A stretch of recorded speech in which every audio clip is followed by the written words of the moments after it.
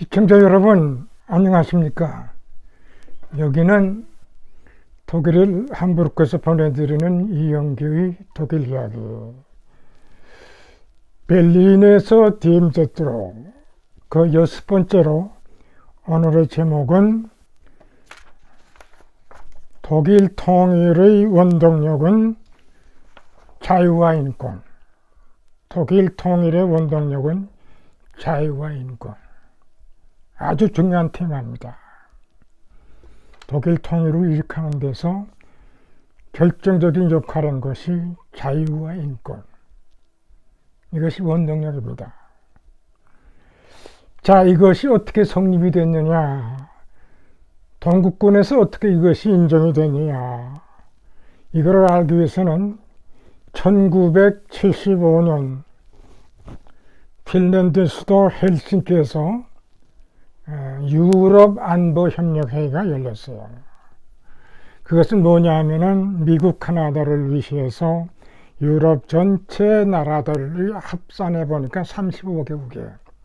1815년 비엔나 회담 이후로 가장 큰 규모의 외교 행사였다 합니다. 자, 이것이 어떻게 헬싱키에서 일어나게 됐는가? 원래는 1966년 소련 측에서 그동안 자기들이 확장했던 영토 유럽에서 그거를 유지하는 게 필요합니다. 이제 더 이상 서쪽으로 나갈 수가 없다. 이제는 확보한 것만이라도 유지하자 하는 의미에서 1966년 그거를 제의했는데 그 후 한 9년이 지나서야 1975년 헬싱키에서 이 회의가 진행됐죠. 이 회의의 내용을 잠깐 살펴보면 크게 세 가지입니다. 동국권은 서구권에 대해서 주권을 유지하라. 우리가 그동안 쟁취했던 주권을 인정해라. 그리고 서방 측은 너희들이 획득한 주권을 우리가 인정하는 대신에 우리가 요구하는 것을 너희들이 좀 받아들여라. 그것이 서방 측에서 요구한 기본적 자유와 인권입니다. 이게 아주 멋있는 제안인데, 그리고 유럽 안보협력회에서는 경제와 과학은 서로 협력을 하자. 그래서 박은희 원이 그땐 바스켓이라고 그랬어요. 박은희 원이 그들의 조건을 존중해 줄게. 박은희 투가 우리 과학 또는 경제 분야에서는 서로 협력하자. 박은희 쓰리, 서방 세계가 주장했던 자유와 인권을 너희들이 보장해라. 그러니까 공산주의 측에서는 이것을 수용 안 할 수가 없는 거예요. 그렇죠. 회의가 깨지니까.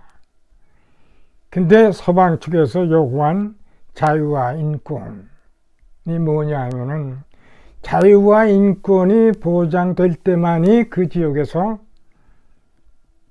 평화, 정의, 그리고 번영, 이것이 형성될 수 있다 하는 그러한 주장입니다. 자유와 인권이 보장될 때 그 지역에서 평화가 이루어진다는 건 그것은 맞는 얘기죠. 평화를 우선한다고 보장이 되는 거 않지 않습니까? 근데 이것을 동국권에서 인정을 한 거야.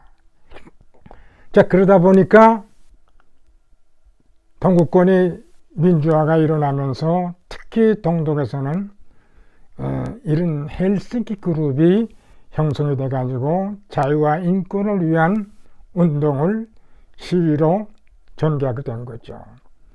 이것을 보통 헬싱키 그룹이라고 그래요. 왜냐하면 핀란드 헬싱키에서 일어났기 때문에. 이런 헬싱키 그룹이 동유럽, 특히 동독에서 이것이 형성되면서 헬싱키 그룹을 주체로, 제가 지난번에 독일 통일의 그 원동력은 교회에서 나왔다 합니다.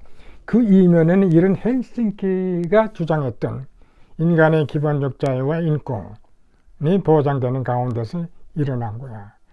그러니까 동독에 있는 사람들이, 많은 사람들이 탈출한 거예요. 또 그런가 하면 탈출 대신에 우리는 동독에서 평화혁명으로 자유 시위를 하겠다 해가지고 동독 라입지그를 중심으로 한 동독 전역에 이런 자유 시위가, 평화 시위가 일어난 거죠. 그 대가로 일어난 게 뭡니까? 백림으로 이어지면서 그 28년 만에 이 백림 장벽이 무너지는 거예요.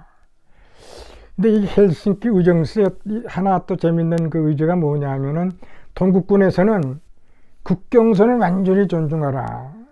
동서 국경선을 완전히 존중하라.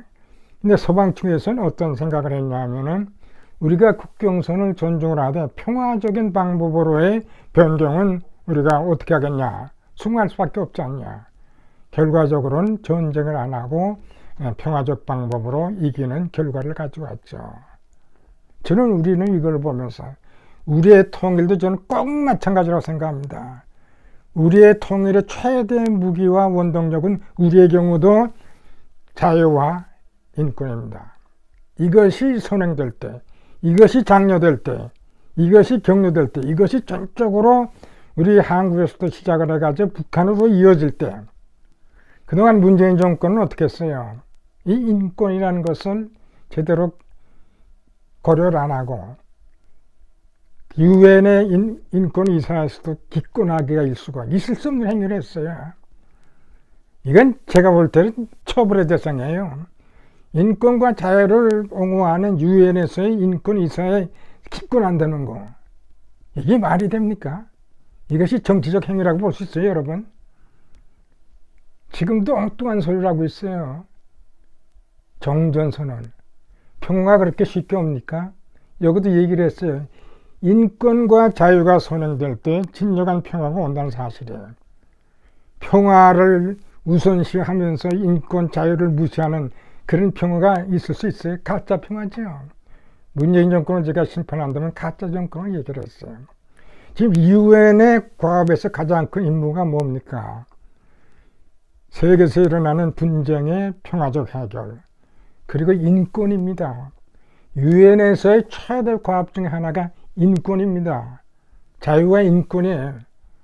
우리는 이것을 총동원해가지고 북한의 인권의 바람, 북한의 자유의 바람 불어넣어야 돼요.